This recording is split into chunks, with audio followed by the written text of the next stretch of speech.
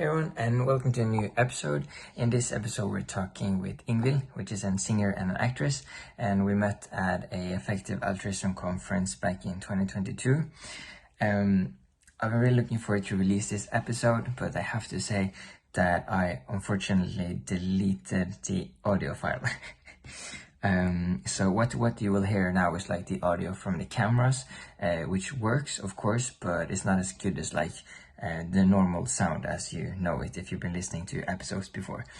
But anyways, I really love this conversation, and I hope you can hang in there with us while we go through the conversation, and then I hope that maybe me and Ingvild can do another episode another time, and then I will make sure to not delete the audio file. So yeah. Thank you again, Ingvild, so much for having the conversation with me. I hope you're doing good. And yeah, so to everybody, this is a conversation between me and Ingvild. Hello. Hello. Hey, thank you for being here. It's a pleasure to be Amazing. here. And this is extra fun because like we could talk Norwegian as well, but we prefer doing it in English, right? Yeah, I've been living 13 years now away from Norway, so it feels like, at least when it comes to these topics, I feel a bit more at home speaking in English than Norwegian. So nice. But maybe another time we can do another talk in Norwegian. Yeah, that could be cool as well. Yeah, didn't think about that. Yeah. So so for the people who listen and watch, like I just gave you an introduction, but I'm also curious, like because we were just at this like creative meetup for like effective altruists, and when it comes to creative people, I feel that how we view ourselves is sometimes like kind of different in like how other people view us, and just how like based on what we have been doing before and so on. So I'm just wondering, like how would you describe yourself and like what you're doing? Yeah, well, thank you for giving me the opportunity to try and define what it is that I'm doing.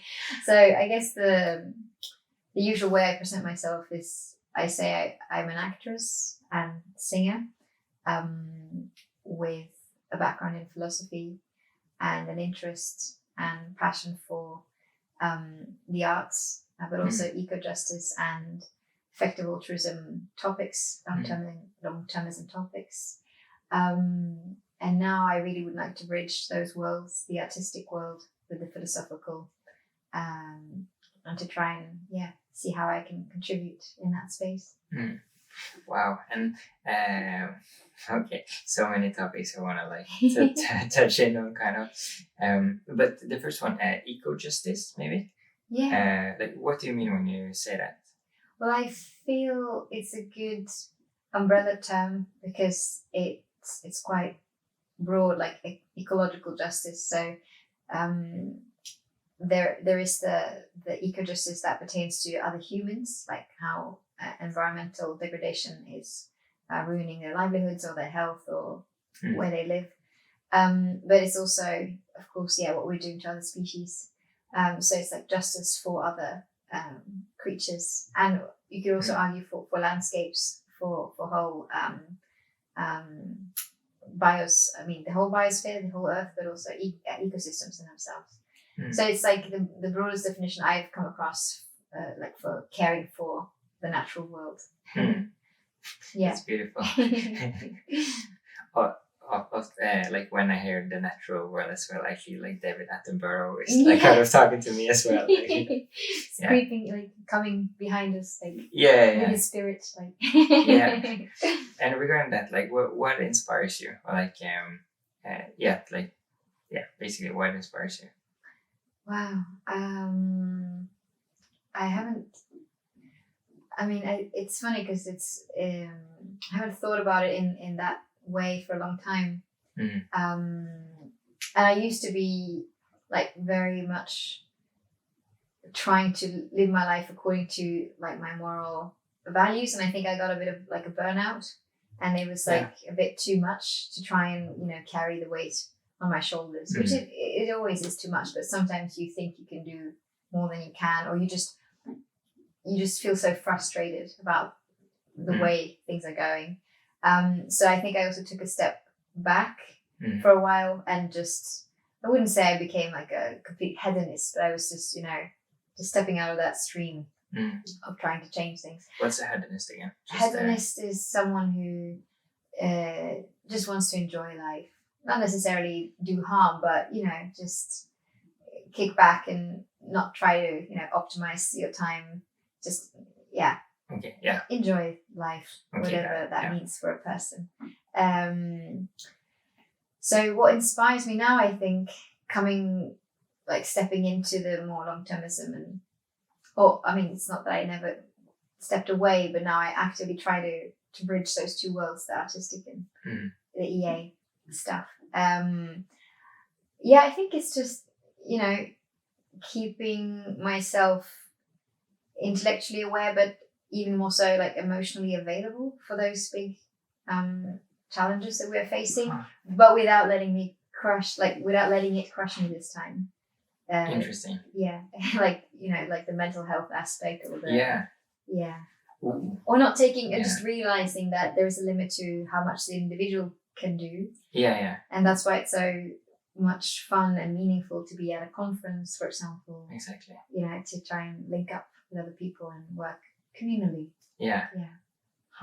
Because you is it because you that is one of the things which is like good for your mental health around this, maybe, to not like feel that we're kind of alone on the journey of like trying to do good in the world, and realizing that there are actually like many people out there trying to do their absolutely best to like solve world issues. Like, is that a part of it, or like? Yeah, definitely. And I think it's also kind of maybe this is something other people can relate to, like the after effects of the pandemic and the loneliness, and we were all kind of stuck in our own worlds, dealing with like the beginnings of an existential risk unfolding, the bio risk, the pandemic risk, and it's only now I think I'm realizing that really had an effect on me, and so it feels extra like nourishing to then share that concern, but also share the solutions with other people.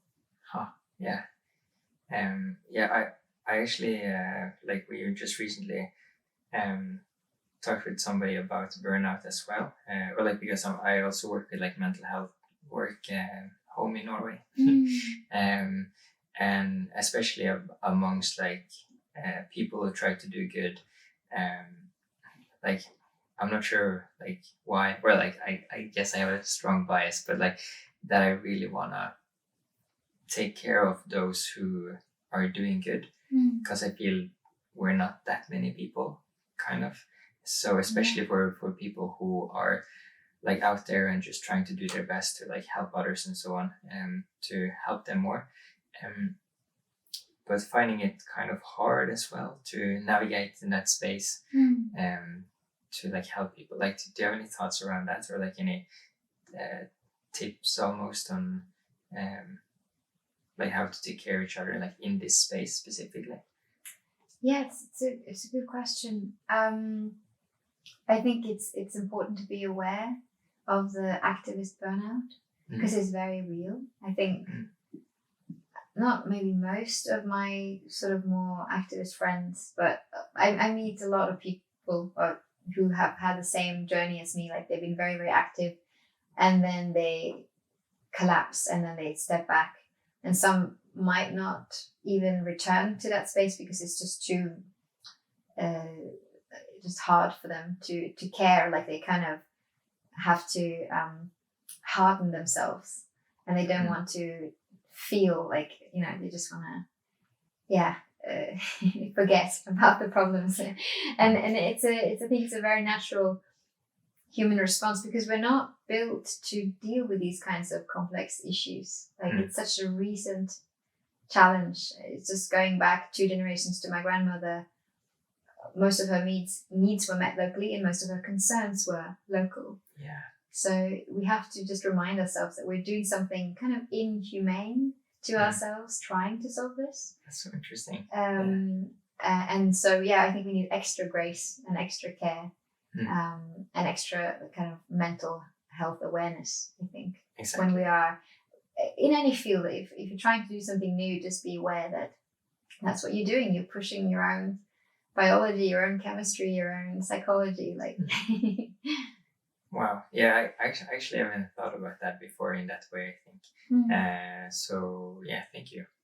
You're welcome. Nice. Yeah, it kind of was a little it's actually like a kind of new thing, this here to try to solve super complex issues. Like, yeah, wow. But which also gives like a lot of hope and like, that we never had the opportunity to work as like globally and like complex as we do now. So hopefully we will figure it out. But but I'm also like thinking of like this species, for example, which is like already extinct, and I'm like, okay, like I'm sorry we couldn't handle that, but like hopefully in the future now we will be better. Like humanity can do better to the other living beings being here as well. For sure. Yeah, we've got to work with what we got. Like, we have this much capacity for empathy, evolutionarily speaking, but we're also a very adaptive species. So that gives me hope that we can really expand that circle of empathy, and also hopefully the tools needed to fulfill that moral dream in a way, like for the future. Yeah, amazing. Okay, so I wanted to ask you about like what do you care most about these days, and I think you mentioned that it's kind of like like bridging like art and philosophy. Is that one of those? Or? Yeah, I feel that's kind of the toolkit that I bring. Yeah. But then, in terms of EA focus areas, I think animal welfare is a big one for me, both factory farming and wildlife. And long-termism, like existential risks. But I don't have like expertise in detail, but I also just really enjoy the kind of philosophical mental acrobatics you have to do when you're trying to imagine like future populations and what actions we take today, how will that impact them, and the really long scope of humanity, like when and if we leave the planet, and what about other species, should we try and uplift them, so this is the more speculative and more kind of almost fun part. But then if I were to sum it up, I would say ecojustice and philosophy and art, that those are the foundations, and then of course it can go in different directions, and anything from a sci-fi script that involves uplifted animals, like dolphins for presidents and whatnot, to just some more like I don't know, permaculture for small farmers somewhere in the world, like to be able to sustain themselves. So for me, I'm very flexible at this time. Like it's more what comes my way. Cool. And what has recently come your way? Well, I guess I've been seeking out the organic agriculture or permaculture side of things. Could you explain permaculture for maybe who wants to? So permaculture is trying to mimic nature, to work with nature rather than imposing our more monoculture industrial ideas on how to do farming. And there are many ways into this, with more or less intrusion, anything from like no-till, like no, digging in the soil to disturb the more microscopic life forms, to some more machine or that looks more like regular agriculture, but it's still not so bad compared to conventional agriculture. Agriculture is tied in with so many of the problems we're facing today, everything from food security to habitat destruction, and of course factory farming. So I feel there's lots of nodes that can be addressed, like starting from agriculture. You can kind of delve into lots of EA topics and ethics from there. Plus, it feels nice to be around plants and animals. So on a personal note, I just like to have that in my life as well. and just I think more people also need to realize where their stuff comes from, and also to be able to relate to the process of how we survived. Yeah, true. And that's not just it's a hard process, and we need to change it because time is running out when it comes to our soil health, basically. True. Yeah. Damn. Yeah. Interesting. Okay, so maybe you will work with something like that in the future. Maybe. Yeah. I don't know. It's but it's an interest of mine. Yeah. Yeah. And what about the other interests? So, or like another question, maybe like. Because I want to ask, what do you think is the role of like art in altruism? Yeah, well, I think art plays a tremendous role in helping people empathize, and we unfortunately there's not much like philosophy classes going around, only more for the privileged and much later in life. So most of kind of the moral tales we get are from fiction, and anything from the bedtime stories you listen to as a kid to the video games you play, and now all the YouTube algorithms that the kids figure out themselves, and they end up watching these crazy things. Yeah, sure. It's like a Wild West now at the moment. So I think it's super important that we're aware of the power of stories and how they kind of form the backbone, the backdrop of our thinking. And we're all, of course, biased in our own ways according to the culture we grew up in. So I feel EA has like maybe a special, I don't know, maybe not responsibility, but at least we should be aware of our own cultural biases, and that we will tell a story regardless. So we might as well try and be conscious of the story we're telling, because no one are like I say neutral. We're not going to be neutral. So like that's kind of also like how I view it is that also like when people use social media, for example, like even though they don't like identify as like influencers maybe or like they still influence people like when they're posting stuff online. So even if you think you are or not, like you are telling stories. Yeah.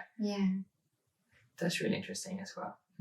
It's like with clothes, like even if you don't care about fashion, like then you're like, oh, you're the person that doesn't care about fashion. Like humans are just like chronic, like they just want to put you in a bracket, whatever you do. And the same with stories, I think. Wow. Do you have some like storytelling tips? Ooh, I would start with say if you're building a character, to imagine like where the character is similar to you and where the character is not similar to you. That's a good starting point. And I mean, there's so many different exercises. One that comes to mind is like imagining what that character sees when he or she opens the window in the morning. Oh, wow. That can be one thing. Or what that person would carry in her pocket or his pocket, or what kind of apps they would have on their phone. I don't know. But yeah, you can kind of, also with a story or a character, you can start on the internal side or the external side. So you can build a story with the world, like what is the carbon composition, what's the climate like, or you can start with detailing their culture. Like, I don't know if you know the sci-fi writer Ursula K. Le Guin. She's got a book called The Dispossessed, which is lovely. And there's this detail of the world, like where everyone shaves their heads, for example, and they have these like jewelry implants on their chest or something. And it's like these tiny details that kind of makes it really vivid. So yeah, I think for me, whenever I think of a character or a story, it's playing with scale. It's playing with the big scale and the very small, the macro and the micro. I feel the interweaving of the big and the small then create something interesting. Because then you're always shifting perspective, you're challenging yourself. Yeah. But whatever you're creating, also ask yourself, how do I differ from this? How am I similar to this? I feel that's the starting point. Cool. And a kind of totally others thing, which is kind of in the same way, but I'm also really curious about, like, I'm trying to figure out like how we can get like more people to do good, basically. And like I'm curious, like how did you end up doing what you're like? What have affected like your sense making about the world, like, and how did you get like where you are? I think. Wow, that's a huge question. Like how I became aware of how I make sense of the world, kind of, or my impetus to wanting to do good, or both. Yeah, I guess it's kind of both, maybe. Yeah, you can see where your thoughts lead you. Okay. Yeah, I was super open for it. So, yeah, it's hard to kind of pinpoint where my like need to wanting to change things come from, because it's kind of always been there. I grew up in a Christian home, and there was a lot of emphasis on doing good, caring for others, volunteering and donating money, traveling to other countries, and like actively being part of projects. So that felt kind of natural to me, that like, of course you go to Russia once a year to give clothes to the poor Jewish community, whatever. Yeah. So I'm very glad that I got that kind of worldview from my parents, even though I don't agree with them in every way now. At least they showed me altruism in action, and that there is more beyond the little nucleus family or the social like tribe, immediate tribe, so to speak. So I think it came from there, and then slowly also realizing my privilege as a Norwegian, as a white woman, especially like spending time in non-European countries, living in Brazil, going to China. It was kind of eye-opening. And I think, for me, it's important to kind of step into those environments every now and then to remind yourself, because it's so easy to take things for granted. And I think that's where a lot of empathy begins, at least for me, which again ties in, I guess, with the imagination, to be reminded of what it's like to have a different life or a different experience. Because if you're always sheltered, you're just going to take that for the status quo, for the normal, and kind of forget how bad things can be. And I'm I wish I could. I'm not doing enough. I know I'm not, and I want to do more. But yeah, I try. It's a bit like that Stoic exercise. Was it Seneca that said like it's good to go like a week with lukewarm water and dry bread, for then to appreciate what you have. Kind of classic Stoic things, which is part of many wisdom traditions, of course. But I think that's something everyone should do. Every now and then, just realize that you are super lucky, and remind yourself.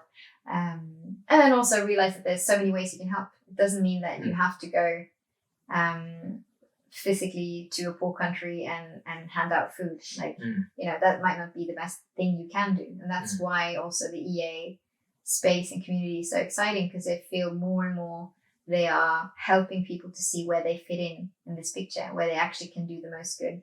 And I remember when I found 80,000 Hours, it was such a helpful resource. And I've been recommending it to people left, right, and center, because it's good, it's very handy, no matter where you are in your career, or thinking of changing career. Damn, yeah, that I can also just say, like, for the people watching and listening, that like they also have a podcast. So if you're listening or watching this, then like you should check out their podcast. Sure.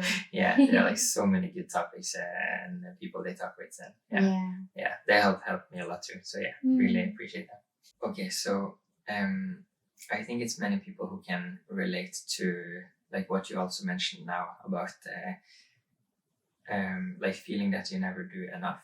Kind of like when you first enter the world of like altruism and like doing good and so on, you realize that there are like just like so many things that you could do, but then maybe you're like having some hard days or a hard period, and then you especially feel bad because you're like, damn, like I could have used this time so much better. Like, do you have any like words you would like to share with people if they are on that space? Like, yeah, I think it's a little bit like time, our battle with time in general, like the FOMO, fear of missing out. I think the same applies to also like fear of not doing enough, and realizing that we are finite beings with infinite ideas and desires and wishes. And also, yeah, some of those wishes are very well intentional, but you just have a limited time, unfortunately. And beating yourself up about it won't really make it better. I think it's not. I think it's better to frame it in a positive way and think of what you were able to do instead of all the things you were not able to do, because that is always going to be infinite. And try to kind of be real with yourself, because I'm not saying that you shouldn't question how much you're doing. I think it's good to check in and like see, oh, could I maybe do more? There's nothing wrong with that, but just maybe try and keep guilt out of it and focus more on the joy of making the world a better place, the community, the people you will meet, exactly, the things you will learn, like just all the positives that comes with trying to do good and be part of the EA community, rather than kind of flagellating yourself into action. Because then I also feel then it's going to be like a bust boom cycle of kind of pushing yourself maybe for the wrong reasons, getting burnout, then stepping back. And so instead of thinking of it as a sprint, just think of it as a lifelong endeavor. Yes, it is. Because it is, yeah. That's good.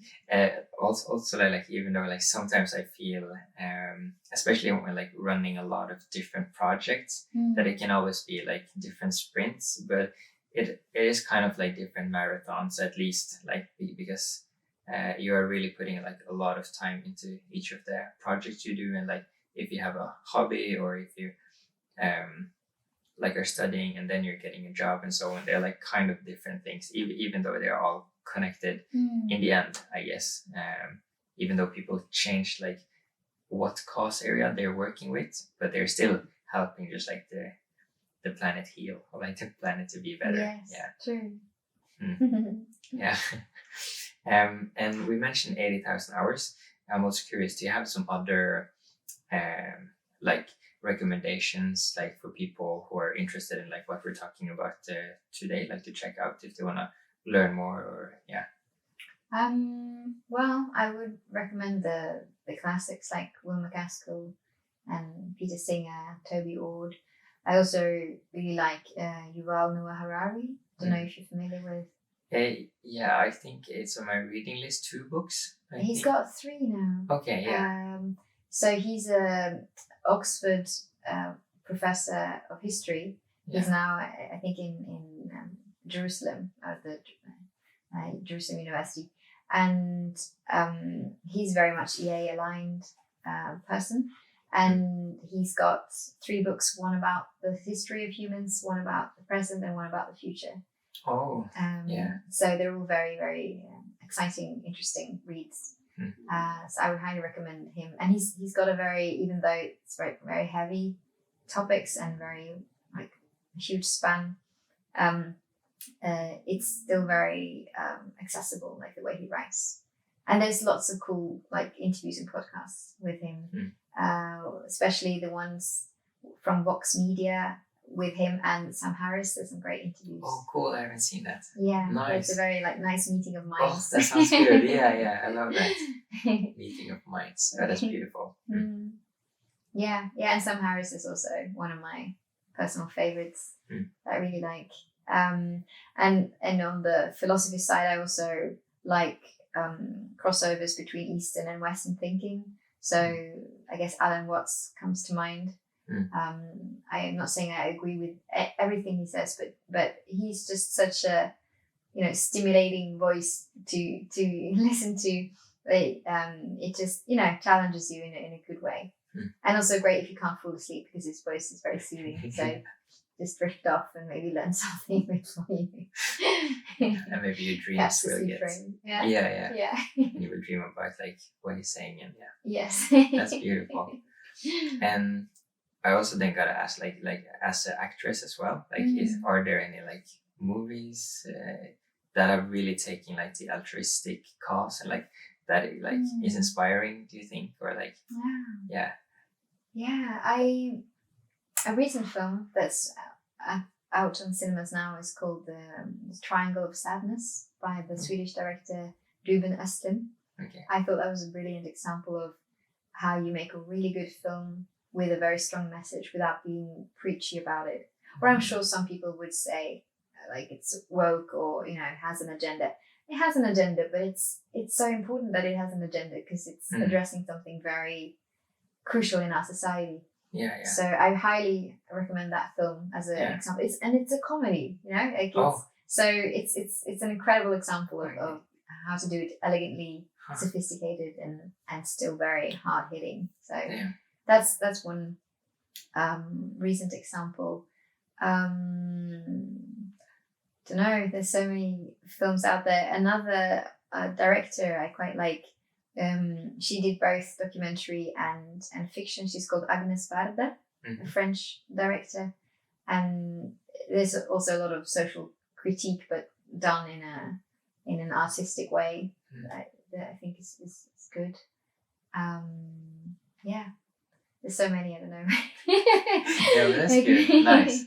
I'd like to get some few tips here and there, and maybe next time I can ask you again, and then maybe there's some other movies out there. Yes. But also you as an actress also are you going to continue with that, and do you have any upcoming projects, or is that allowed to talk about, or I don't know, I did a Norwegian project this summer. I've mostly worked abroad, but this was kind of my first bigger project on the home turf, and it's a Viking TV series, but more for the family segment. So Vikings, but also for kids, kind of. Okay. Oh wow. Yeah. Okay. So it's a bit rough, but not too rough. Okay. Yeah. So I played the female heroine. I can't say so much about her character, but she's like an outlaw rebel. So she's a good role model, I would say. A bit like Ronja the Robber's Daughter, but in the Viking setting. So that's hopefully coming out next summer, I think. Wow. Yeah. Wow. And how has the journey of actress been for you? How do you how did you get into it, and is that do you view that as a hobby / job, or is that also altruistic in some way, or how how is that for you in your life? It's a bit funny how I got into acting. I never planned on being an actor. I think in my early days I wanted to be a missionary of some sort. And then I wanted to work for non-profits.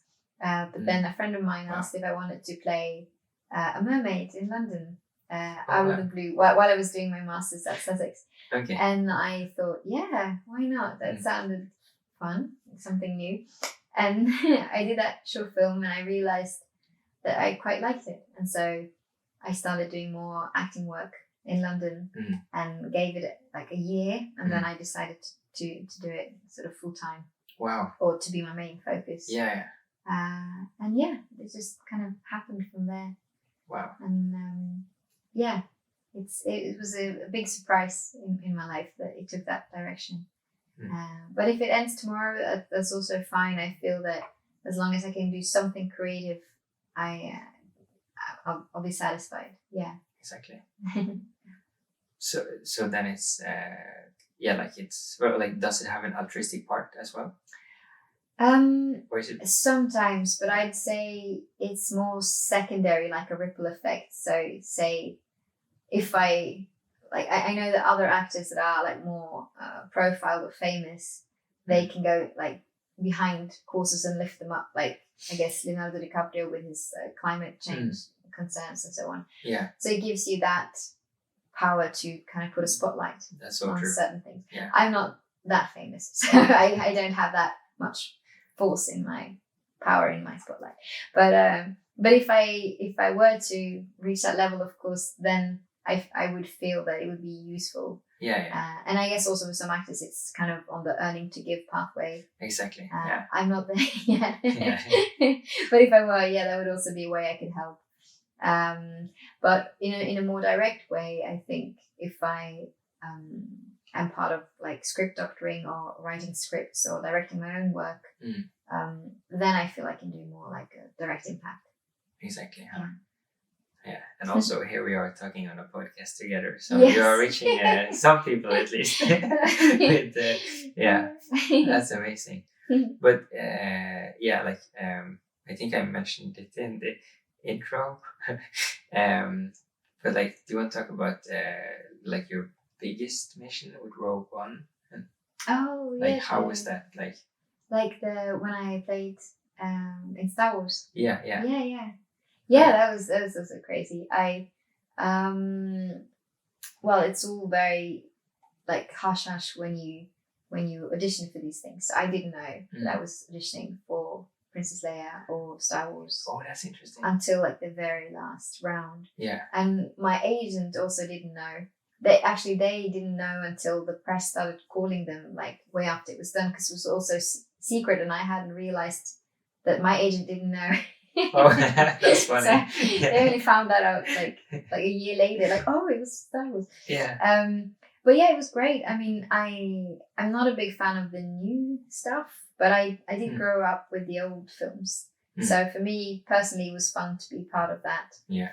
World for the duration of the shoot and all the technical prep, and I really like everything that goes into filmmaking, not just the acting part. I find everything fascinating, from the how the lights are placed to how the camera works, and so just seeing that on a grand scale was a lot of fun. And it's also like enabled me to engage with like fans and see kind of the you say fandom play out, which is an interesting space. I'm not like a fan of anything myself. I mean, I like sci-fi and fantasy, but it's just interesting to see like the impact on people when it comes to these stories, and that they really matter. So even though I'm not as into it as they are, it's just interesting to see, how it affects people, and that it is important to people. These fictional worlds are kind of becoming real for many people. So, which is both scary and fascinating. Yeah. At the same time, because then it like, okay, these stories better be good. Exactly. Yeah. Because they're big stories reaching many people, so they should put the right information in people's mind, I guess, and don't disturb. No. It's tricky. Wow. Are there some aspects there? Like I kind of want to touch into like why it's tricky. You understand? Like I guess like in general now, with like media and social media as well, the way we communicate and the way, like for newspapers and so on, like you really wanna, or I expect actually for newspapers, like for traditional media, but also for like social media, most people, like what get clicks and like views and so on, is often not what is actually best for people to consume. Yeah. So when like there's always like happening, if there's like a crisis happening and people or nature or animals really need help, then it's always funny to kind of look, not really funny, but kind of funny, but like to look at the newspapers or look what's happening on social media, and you basically see like some drama or gossip, which is like the number one clicking thing, I think, or like it's on the top at least. But then the other more important stuff are not on top. Like, and for me, I feel like that's kind of that tricky part, like the way we communicate nowadays. And I hope that we will get better in communicating and more wisely, like choosing our stories that we tell to the world around that. Like, like what do you think around that? Or like, do you have any thoughts on that? Yeah, I mean, we're kind of running an experiment on ourselves on a massive scale, having these algorithms shape our desires in a way, and they're very good at it. And I'm not saying that all of Silicon Valley like have like that there's like a conspiracy, but it's for profit, and I guess the algorithms have figured out what triggers the most response, which tends to be negative if it's something outrageous or something sexy, or and so I think we're in a very early stage of figuring out our virtual interactions, our virtual personas, and probably we will look back at this time and wonder like, what were we doing? And we let our kids do this, you know. So it's very raw at the moment. I struggle with this myself, like on Instagram also. I mean, I entered it quite late, but I still don't really know what I'm doing there. Like sometimes I wonder, like, should I just create like a completely fictional character and just post more freely or honestly? Or because what often ends up happening is that there's like this mirror effect, like what you get likes on, you make more of. And it's not really what you wanted, because if I share like a dry, I find it like, oh, this was a great quote, like something with philosophy, or you know, it's not going to get as many likes as the latest selfie of me wherever I'm at, you know. And it's very frustrating. And then what often happens is, oh, I do more stuff that is about me, you know, and then I feel so shitty. But then I also think, oh, but what if I just build a following, so I reach a certain level, and then I'm going to be all ethical, and then I have a bigger platform. I know. But you know, it's, I don't know if that's ever going to work, or if I kind of, you know, sell my soul to the devil in the process. And so I feel very conflicted. Part of me just wants to leave the whole thing, not engage. Exactly. But then another part of me realizes it is a tool, and it can be used for good.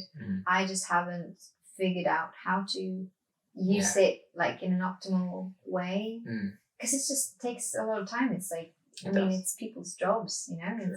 So I end up kind of doing like half, which is, it's not really working. Like, sometimes I try to be honest and ethical. Other times it's like, look at me. And it's like, oh. So ask me again in 3 years, maybe I've figured it out. Cool. Or you can just look at your Instagram. Yes, just look at my Instagram, see if I'm still there. Oh wow, I actually remember the first time I really shifted my opinion on that. So I actually started with like Instagram, just like taking a picture of like nature and so on. I was like, this is beautiful. I just want to capture this. I want to share it with the world. Like, this is so beautiful. And I remember even people telling me like, but you know, like you should post more about yourself. Like that will get more likes and so on. And I remember the purity in it when I felt like, no, like I'm good. Like this is just beautiful. Like, and then like, then like I post my first selfie-ish thing. And I was like looking at the stats. I was like, no way. Like, so odd. Oh yeah, this is so weird. And I was like, well, okay, no. So I go back to my like nature stuff, and then I again post something about myself, and I see the same thing happening. And then I tell myself and tell the people around me, that like, I'm gonna post more of me now, but just like have really informative captions. Yes, I tried to do this. Yeah, have you done that? Yeah. And it kind of works, but then also, especially like if I'm writing like a question in the end of my paragraph that I have under like in my caption, like nobody answers, or like very, very few. Yeah. But they can just comment like, oh, like you look good, man, like stuff like that. And I'm like, oh, okay, like that's not what I meant, but okay, cool. And then I feel stuck in that. Like I'm kind of there now, actually, but I'm again, I really feel I'm playing with the devil there, actually, in some way. Yeah, me too. Yeah. It's a tough one. Yeah, I haven't got the answer yet. No. Because you're kind of fighting the game. I mean, you're going against the game if you want to play it differently, or you'd have to like already have a huge following and they know you for that. Say, like I follow this poet David White, and he can of course post all these beautiful quotes all day long, and people will like it. But he's probably not gonna convince many other people to. Like he's got his his pool of people, but let's say if you want to reach a bigger audience with EA courses, then I don't know. You gotta like, how do you break out of the echo chamber kind of? And so far that algorithm is rigged against you, then you kind of have to play the sexy game or the outrageous game or the anger game or something. I don't know if there's like a kind game you can play really without already having a big enough pool of people. I don't know. Probably someone listening might be able to answer this. Yeah, they're like, I'm sexy or outrageous and kind. Like, I got this figured out. Wow, yeah, that would be funny if like 3 years or just see like those like super headlines on your profile and you're like so clickbaity and like. Yeah, like that would be funny. Yeah, let's see what happens. It could be nice. Like maybe that's what we need to do. Like it's like this like super outrageous or sexy or something like picture, and then you click on the video, and it's like William McCaskill like explaining like long-termism or something. Yes. So we will kind of trick people into but then they will just I don't know. I don't know. I'm really curious like how much exposure people need to get interested or curious, like if it could work as a kind of Trojan horse thing. What do you mean? Like that it looks like it's something else, like, oh, this is just a sexy lady, or this is just or someone funny, but then there is like a deeper message beyond that. Like that. I don't know how much like the ratio there, like before, like I don't know. We need to ask some professionals about this. Yeah, we should. Well, the EA community needs to figure this out. Yeah, like I also feel the EA community in general like could be better in like communicating EA to the world and so on. Yeah, sure. I'm also really struggling with it myself. Like this is a try to do it. Yeah. At least. Great. Yeah.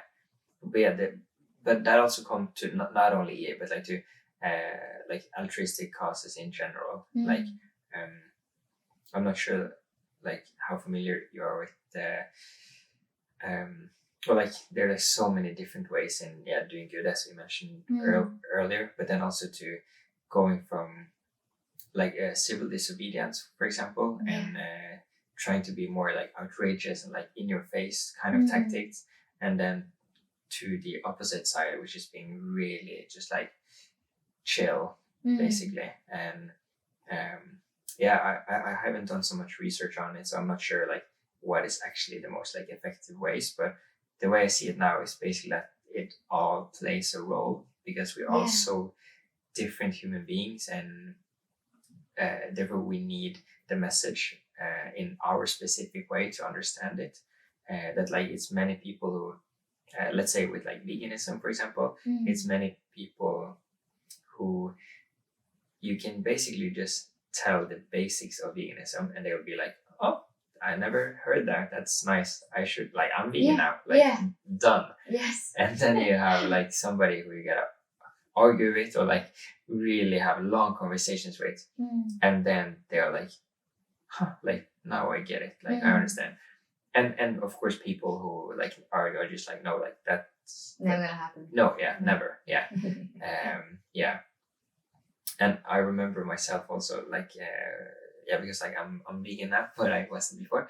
And I also told my friends right before I was going vegan, I told them like I'm never going to do this, because I became vegetarian first. Yes. And then they asked like, okay, but you're not vegan, right? And I'm like, no way, like No never.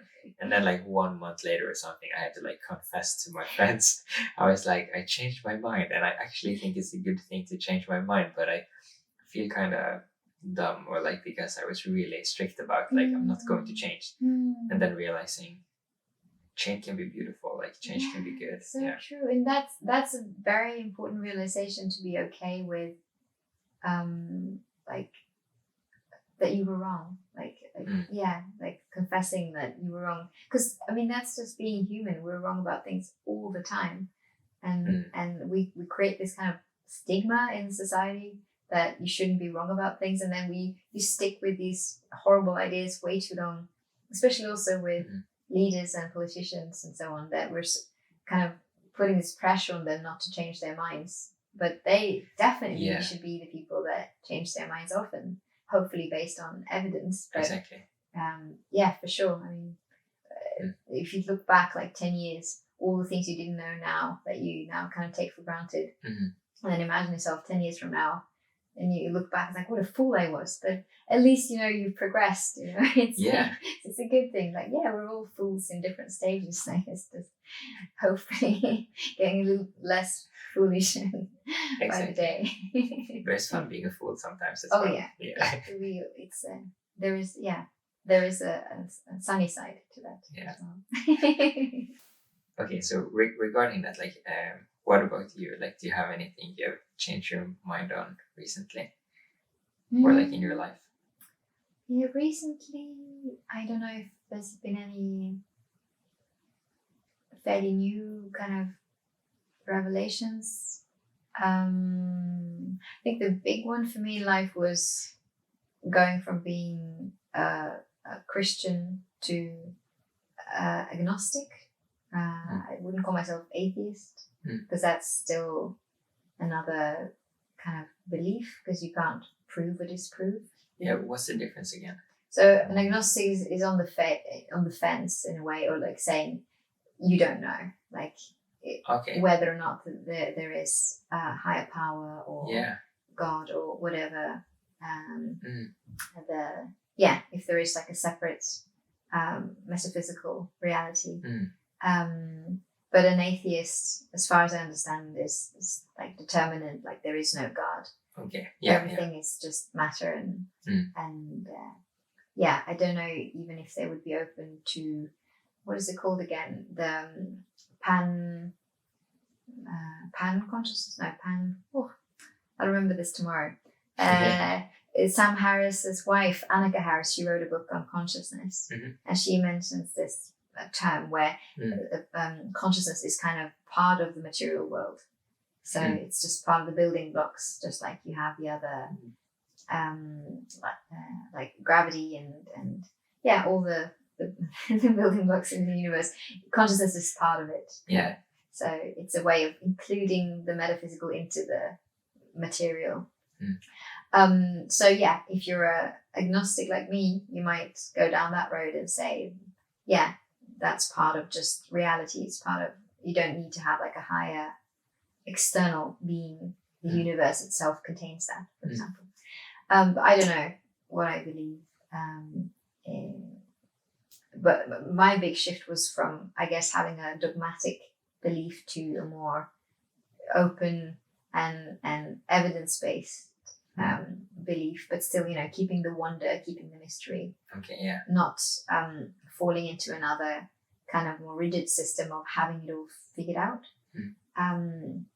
But I'm very grateful for a lot of the things I did learn from belonging to a religious community. But that was a long process for me, for sure, to make that change and realize.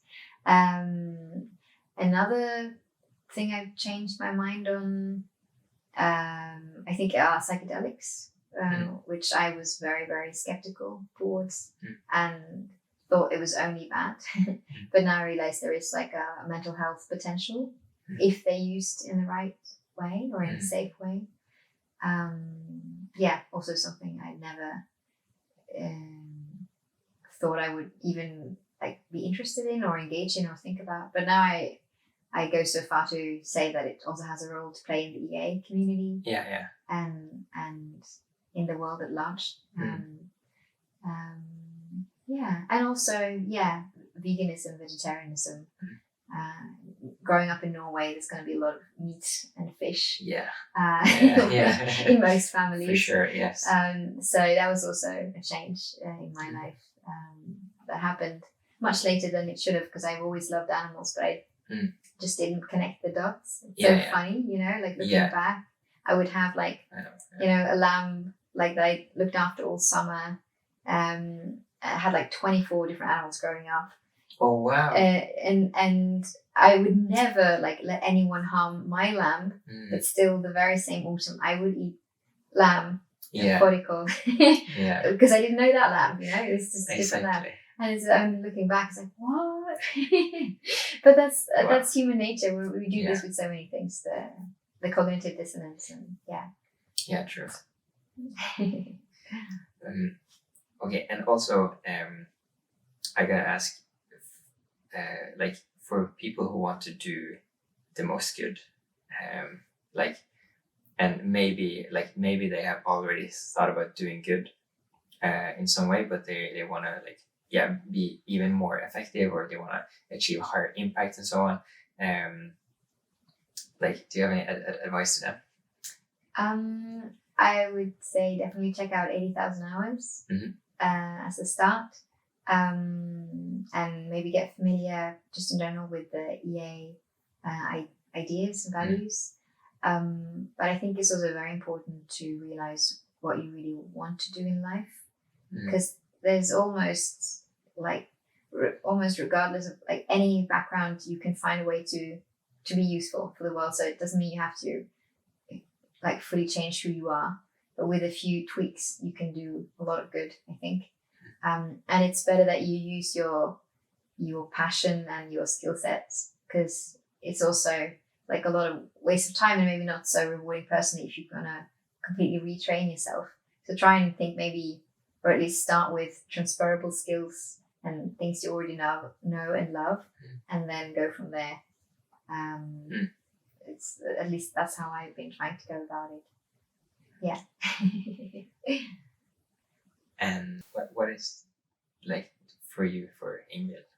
Like, what's the meaning of life? Ooh, what a wonderful question. Well, if it's funny because I would have answered very different things like throughout my life so far, but as you're asking me now, I think